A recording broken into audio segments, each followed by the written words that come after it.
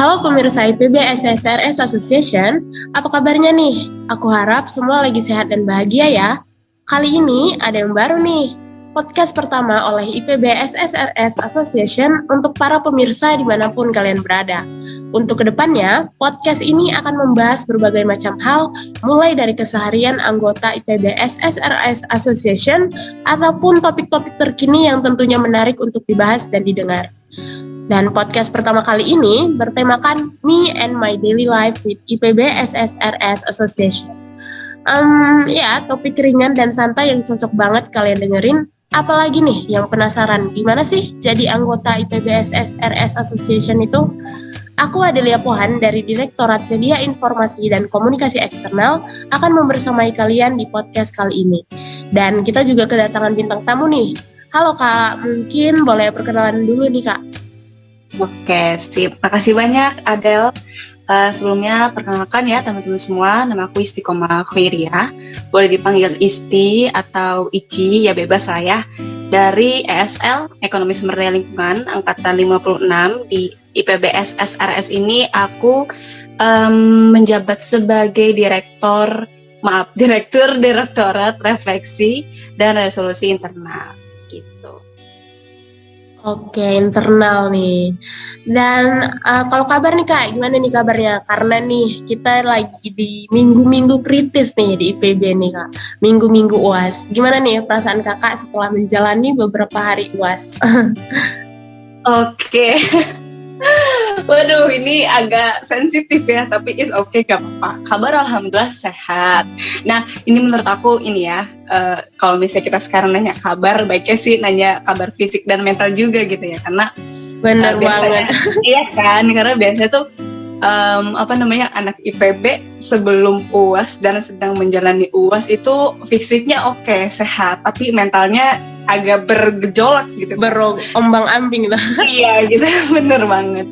Nah kalau aku dari aku pribadi, alhamdulillah aku sehat. Tapi kemarin sempat sakit sih, tapi ya udah gitu kan, karena emang ini menurut aku udah hal yang biasa sih. Biasanya menjelang UAS tuh kadang ngedrop gitu, tapi ya udah gitu, coba buat menyehatkan diri lagi gitu kan. Tapi alhamdulillah sekarang sehat, baik fisik maupun mental.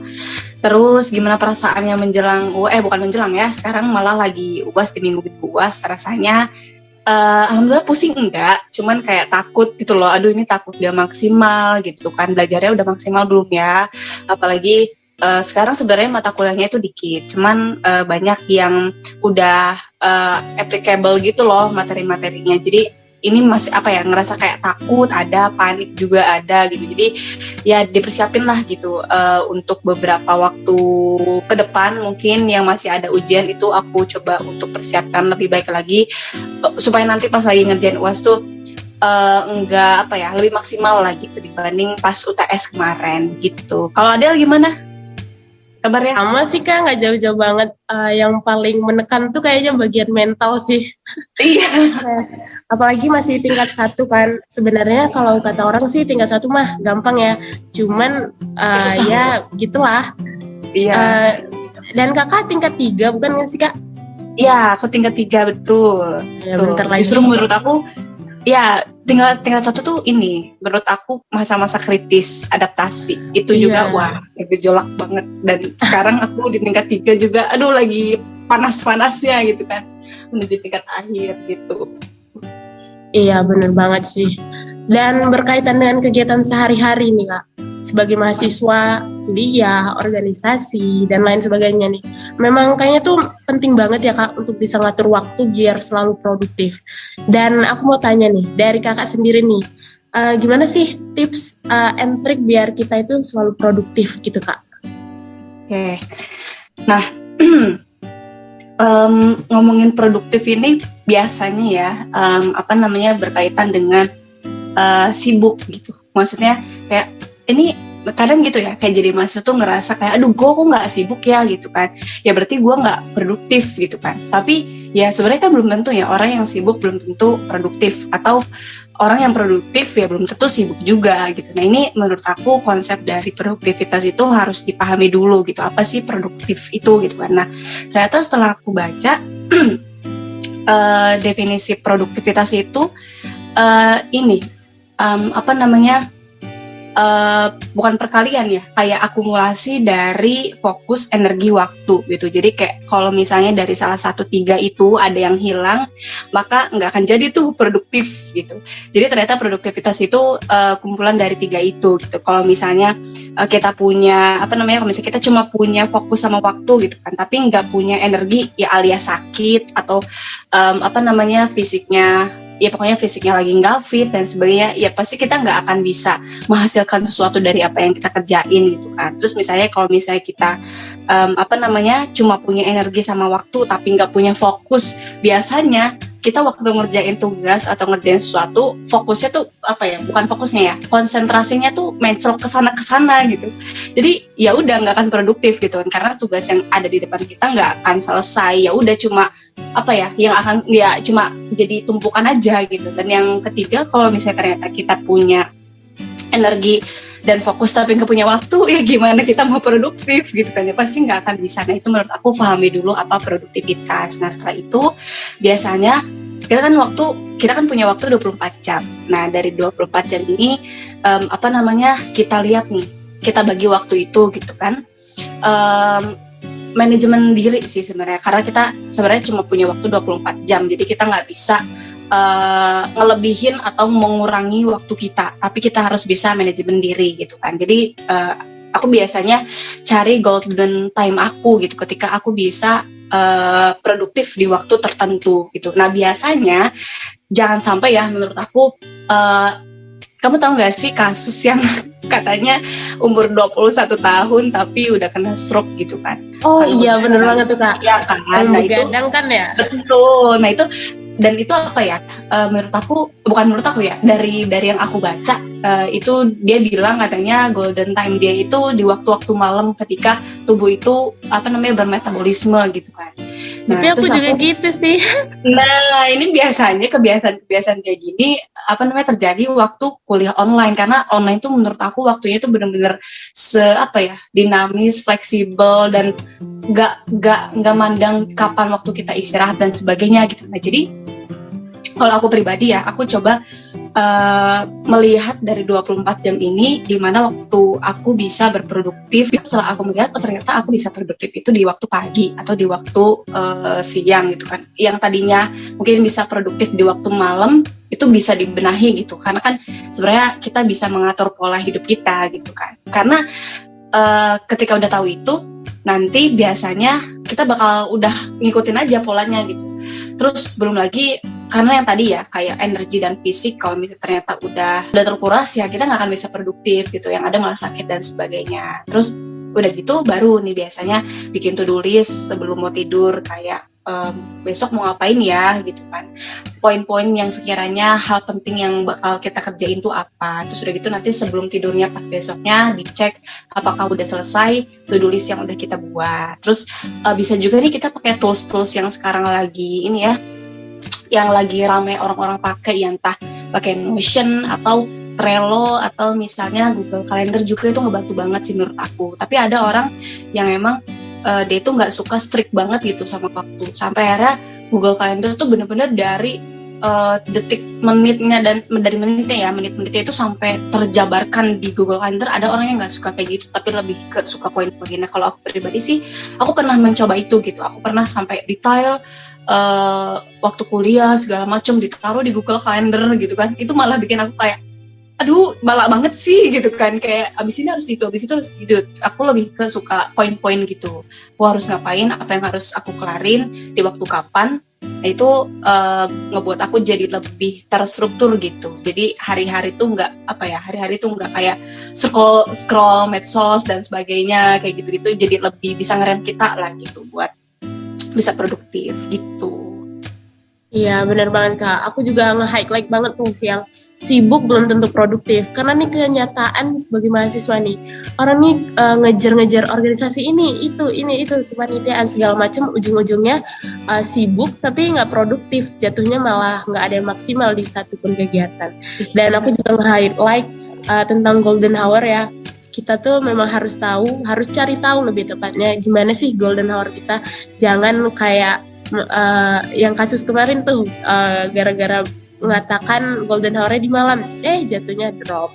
Dan yang terakhir juga aku highlight tentang manajemen waktu ya Kak. Emang penting banget sih untuk bisa manajemen waktu, apalagi di saat ini tuh banyak banget aplikasi-aplikasi yang bisa bantu kita manajemen waktu. Oke, dan berkaitan dengan tema kita kali ini Kak, Daily Life with IPB SSRS Association. Aku kepo nih, alasan kakak tuh join IPB SSRS Association kemarin apa sih Kak? Oke, ini ada kayak wawancara ya. Aku join IPB SSRS itu, aku lihat di IG gitu kan. Kayak, wah ini ada yang baru nih gitu kan. Terus kelihatannya tuh kayak berbau-bau riset gitu kan. Terus aku belum pernah nemuin organisasi yang di IPB gitu ya, yang arahnya ke riset gitu. Sebenarnya ada sih, tapi itu lebih ke kayak karya tulis, esai dan sebagainya. Aku lihat, tapi ini ada yang beda gitu kan. Terus aku langsung cari bukletnya dan sebagainya. Alasannya tuh kenapa? Karena aku ini ingin mencari sesuatu yang bisa memfasilitasi aku untuk terjun ke dunia riset. Aku cari wadahnya dan ternyata ketemulah, oh ini ada SSRS, Sustainable Research. Wow, apa nih gitu kan. Dan setelah aku cari gitu bukletnya dan sebagainya, dari buklet yang aku baca itu tuh menjawab kenapa aku pengen daftar itu. Nah itu salah satunya yang tadi aku sebutkan, bahwa aku ingin belajar riset lebih jauh, terus aku pengen cari tempat untuk memfasilitasi itu, dan ternyata ketemulah SSRS ini yang akhirnya membuat aku jadi ngeklik gitu kan, coba nih gitu kan, daftar gitu. Apalagi yang aku lihat waktu awal-awal ini masih kelihatan masih muda banget gitu organisasinya gitu. Jadi potensi untuk dikembanginnya dan bisa terus maju sampai pokoknya sampai maju lah ini, SSRS ini masih potensial banget gitu kan. Ya udah aku penasaran dan akhirnya aku daftar gitu deh.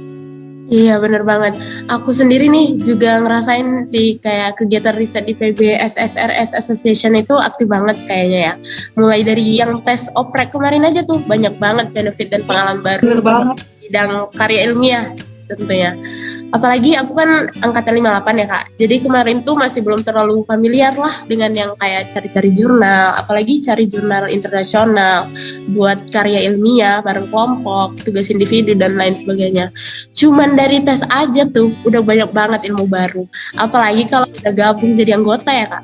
Sekalian nih promosi untuk oprek selanjutnya.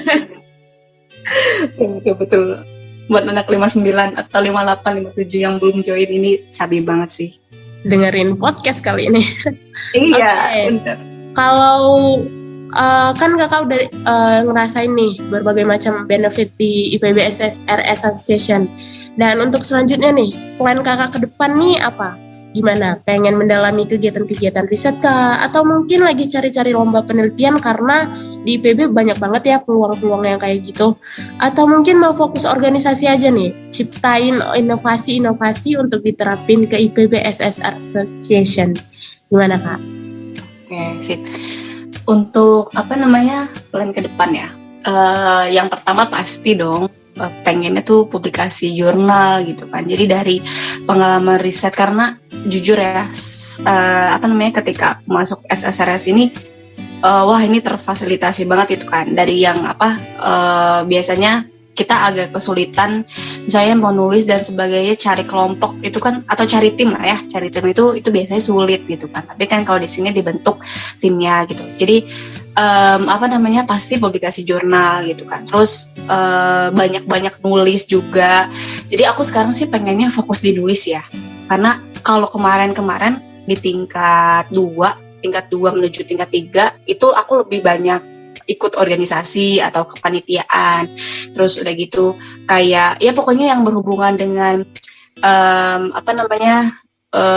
human resource gitu. Terus udah gitu bener-bener yang pokoknya berhubungan banyak banget sama orang gitu kan, ya organisasi dan sebagainya lah gitu. Nah tapi kalau di tingkat 3 ini aku sebenarnya pengen fokus nulis sih, karena nulis tuh challenging banget buat aku ya.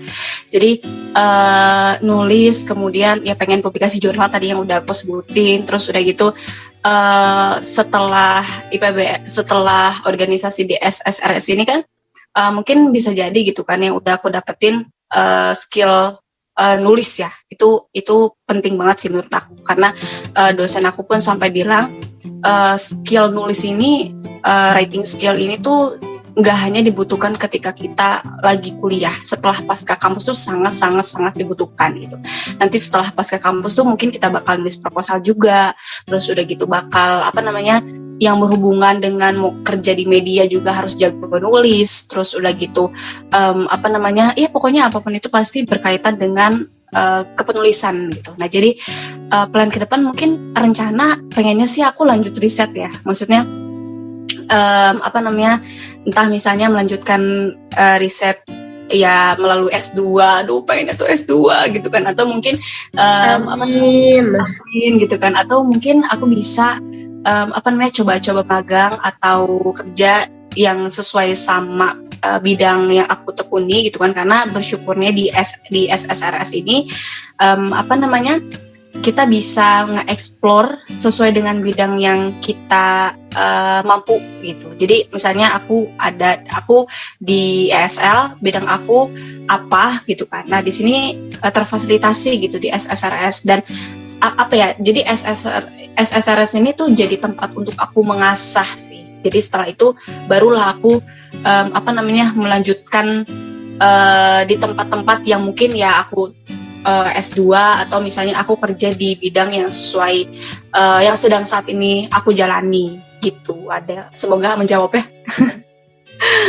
Jauh banget dan mantep banget nih kayaknya ya.